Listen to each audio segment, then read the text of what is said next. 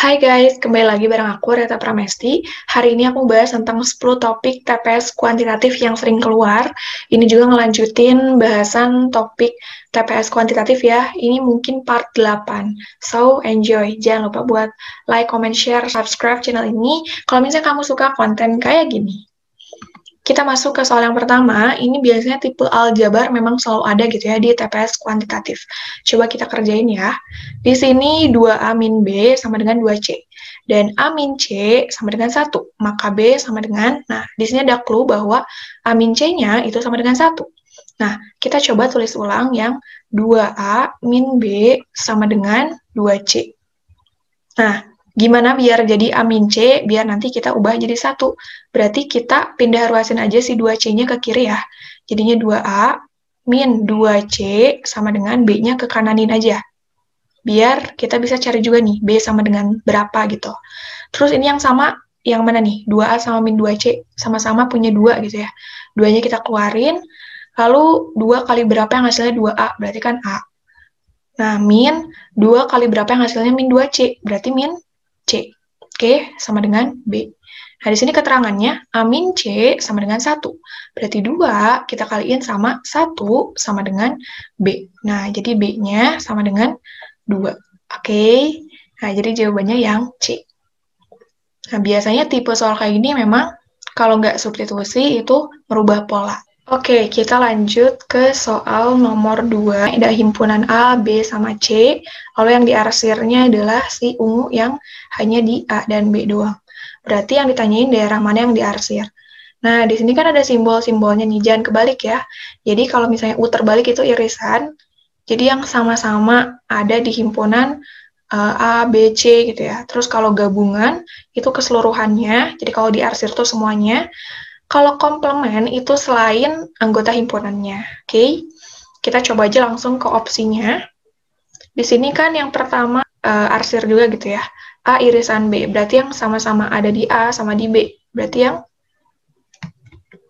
segini doang, ya enggak? Ya kan? Terus digabung sama si C. Nah, kalau digabung sama si C, berarti ini masuk. Segitu kan? Nah, kira-kira itu enggak arsiran ungunya? Berarti enggak ya. Jadi kita hapus aja. Nah, sekarang berarti ini salah ya yang A. Lalu yang B. A irisan B, berarti A irisan B segini. Lalu diiris lagi sama si C komplement. Nah, ingat kalau C komplement berarti selain anggota C. Berarti ya udah yang ini juga. Nah, berarti benar ya. Nah, jadi yang B itu benar. Nomor 3 di sini, dari 27 siswa, terdapat 11 orang gemar matematika, 15 orang gemar IPA, dan 4 orang tidak gemar keduanya. Perbandingan yang hanya gemar matematika dan hanya gemar IPA, berarti di sini kan diketahui 27 siswa total gitu ya. Lalu 11 orang gemar matematika, 15 orang gemar IPA, dan 4 orang tidak gemar keduanya. Nah, di sini kita tahu bahwa yang gemar keduanya, kita belum tahu berapa ya nggak? Jadi kita min X-in aja. Ditambahin sama yang gemar keduanya, berarti plus X lagi. Ditambahin sama si 15 min X lagi. Ditambahin sama 4. Biar kita tahu berapa yang gemar keduanya. Oke, jadi berapa nih? 27 sama dengan, kita coret ya, min X plus X, sisanya berapa? 11 tambah 15, 26. Min X tambah 4. Berarti di sini 27 sama dengan 26 tambah 4, 30. 30 min X. Nah, berarti X-nya itu sama aja 30 min 27 ya, sama dengan 3. Nah, karena X-nya udah ketahui, ini berarti yang gemar keduanya. Berarti kalau misalnya kita mau cari yang hanya gemar matematika aja, sama hanya gemar IPA, yang hanya gemar matematika, kita tahu bahwa 11 orang gemar matematika. Tapi kan ini masih bercampur sama yang suka keduanya. Jadi kita kurangin aja. 11 min 3. Berapa? 8. Lalu yang gemar IPA doang. Yang gemar IPA doang ini 15. Berarti 15 min 3. Berarti berapa? 12. Perbandingan yang gemar matematika dan IPA berarti 8 banding 12. Kita sederhanain, sama-sama bisa dibagi 4 ya. 8 bagi 4, 2, 12 bagi 4, 3. Oke, jadi jawabannya 2:3, yang E. Gitu ya. Jadi kenapa di sini ada min X? Karena ini yang kita cari yang gemar keduanya gitu ya. Lalu kenapa ini plus X? Kita tambahin yang gemar keduanya. Lalu di sini kenapa min X? Kita kurangin yang gemar keduanya. Oke. Kita lanjut ke soal nomor 4, garis dan sudut. Ini yang penting hafal sifat-sifat sih. Kayak misalnya dalam berseberangan, luar berseberangan, ini pasti memudahkan kita. Oke, sudut nomor 1 80 derajat, di sini 80 derajat. Sudut nomor 2 100 derajat. Besar sudut nomor 3 yang ditanya yang ini. Oke, di sini kita lihat sudut 1 sama sudut 4 ini kan bertolak belakang. Kalau bertolak belakang nilainya pasti sama, berarti sini 80 derajat. Lalu sudut 4 sama sudut 6 dia itu adalah sehadap. Kalau sehadap nilainya pasti sama. Di sini 80 derajat juga pasti. Nah, lalu di sini 2 sama 5 ini adalah berpelurus. Kalau berpelurus totalnya 180 derajat. Berarti kita tinggal kurangin aja 100 derajat. Berarti ini adalah sudut 5. Berarti 80 derajat. Oke, sama nih kayak sudut 6. Nah, di sini 5, 6, 3 ini membentuk segitiga gitu. Satu segitiga itu totalnya adalah 180 derajat. Berarti 180 derajat aja kita kurangin sama pertambahan 80 tambah 80. Biar kita tahu berapa nilai si 3. Oke, berapa nih? Berarti 180 derajat dikurangi 8 tambah 8, 16, tambahin 0-nya. Berarti 180 dikurangi 160 derajat itu adalah 20 derajat. Jadi si sudut nomor 3 ini itu adalah 20 derajat. Yang A ya. Oke, yang penting tadi tahu gitu sifat-sifatnya. Kalau ini tadi kan bertolak belakang 1 sama 4, lalu 4 sama 6 itu sehadap, lalu 2 sama 5 ini berpelurus. Lalu nomor 3 ini adalah satu segitiga gitu. Oke. Sekarang nomor 5. Sebuah kotak terdapat 15 bola. Ini tentang peluang ya. Peluang juga sering sih keluar di soal-soal UTBK. Yang diberi nomor 1-15. Jika diambil satu ganjil dan tidak dikembalikan, oke, coba kita tulis aja nih, angka ganjil di antara 1-15 itu berapa? Berarti kan ada 1, 3, 5, 7, 9, 11, 13, sampai 15. Oke, ada berapa nih? 1, 2, 3, 4, 5, 6, 7, 8, 8 angka. Tidak dikembalikan, berarti kalau tidak dikembalikan sisanya adalah 7 ya. Oke, lalu kemudian diambil satu genap dan tidak dikembalikan. Oke, genap berarti sisanya aja, ya nggak sih? Karena dia udah 8, ini pasti 7. Coba kita tulis lagi 2, 4, 6, 8, 10, 12, 14. Oke, berarti di sini berapa? 7 ya, benar. Kalau nggak dikembalikan, berarti sisanya 6. Lalu pengambilan ketiga diambil bola acak. Nah, berarti bola acak itu dari si NS yang sisanya gitu ya, 7 tambah 6. Peluang terambilnya bola bernomor genap pada pengambilan ketiga itu berapa? Nah, caranya adalah berarti si 6 ini punya peluang yang sama gitu ya. Berarti di sini kan NA per NS gitu. Jadi peluang terambilnya si genap, A itu genap lah ya, lalu NS itu keseluruhan. Berarti kan itu adalah 6 per 13 gitu. Jadi jawabannya 6 per 13 yang B. Kita lanjut ke deret nih. Yang ditanya nilai X sama nilai Y. Nilai X-nya ini, nilai Y-nya ini. Oke, kita coba tulis lagi aja ya. Di sini X, 11, 19, 27, 9, 17, 25, 7, Y. Kalau misalnya angkanya deketan gini, kalau misalnya nggak ditambah, dikurang gitu ya. Tapi kalau misalnya angkanya berjauhan, itu bisa jadi ada kalinya gitu. Oke, berarti kita coba lihat di sini. Yang paling deket yang mana nih? 11 sama 9, ya nggak? 11 sama 9 dia tuh min 2. Oh, ternyata 9 ke 7 juga dia min 2 juga. Ini udah kelihatan berarti polanya ya. 19 ke 17 dia juga min 2. Oke, Berarti di sini 17 ke berapa? Min 2 juga gitu ya. Pasti 15. Berarti di sini Y-nya pasti 15.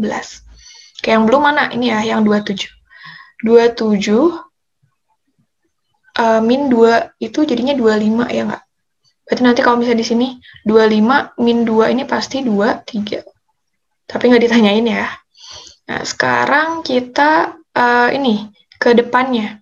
Berarti 27 ini pasti min 2 gitu ya. Jadi 27 plus 2 aja ya. Berarti kan di sini 29.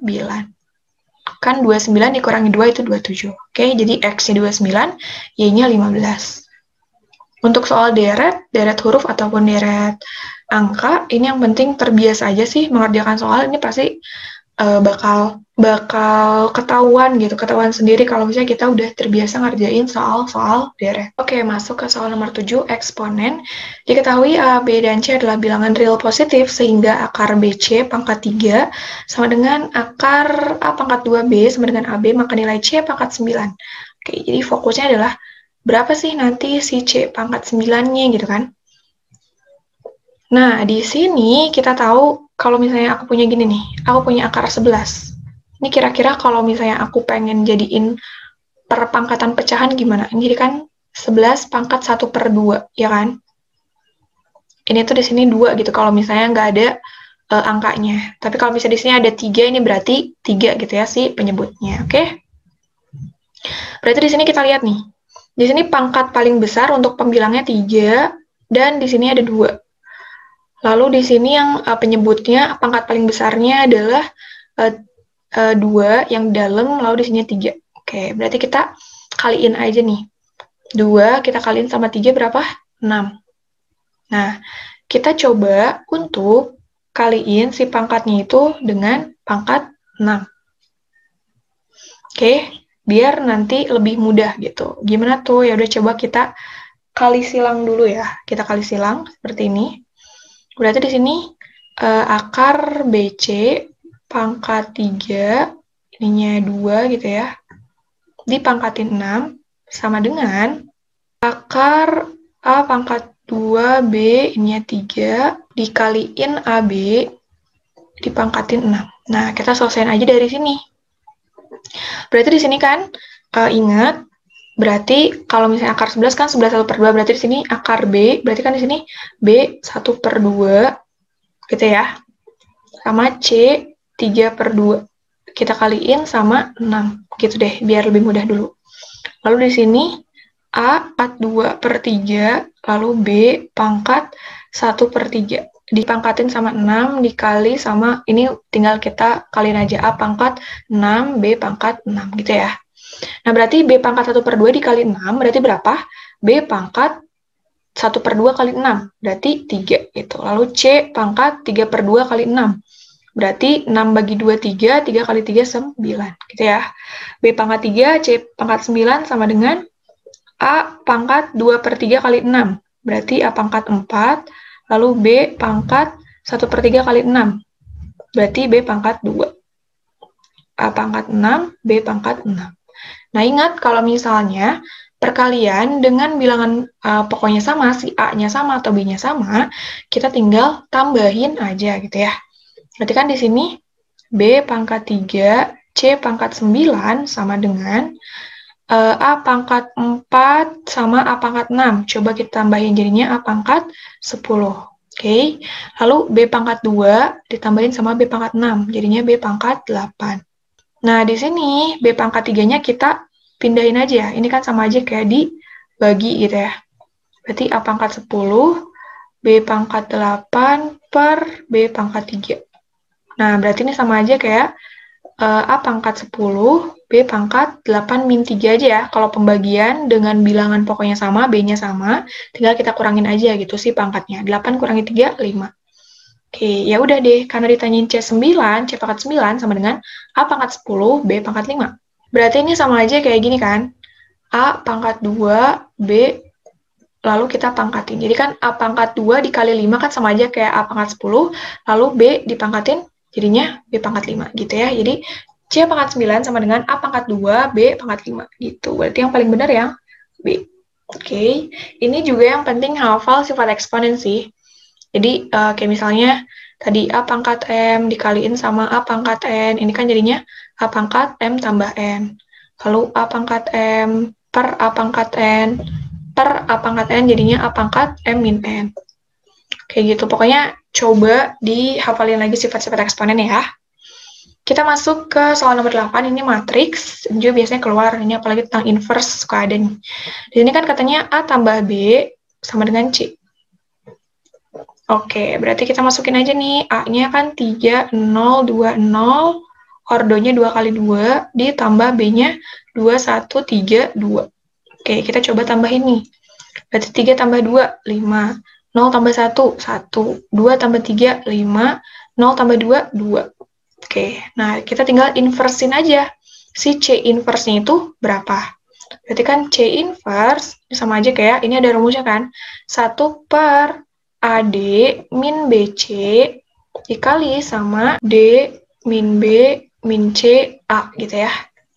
Nah, kita tahu bahwa di sini A, ini B, ini C, ini D. Nah, ya udah, kita tinggal masukin aja.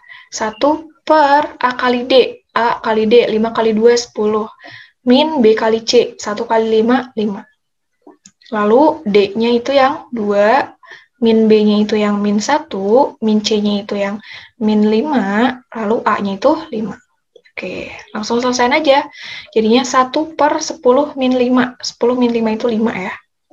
2 min 5 min 1, 5. Oke, kita tinggal selesaiin aja ke sini ya. Ini jadinya kan 1 per 5 dikali 2. Berarti kan 2 per 5. Lalu di sini min 5 bagi 5, berarti min 1.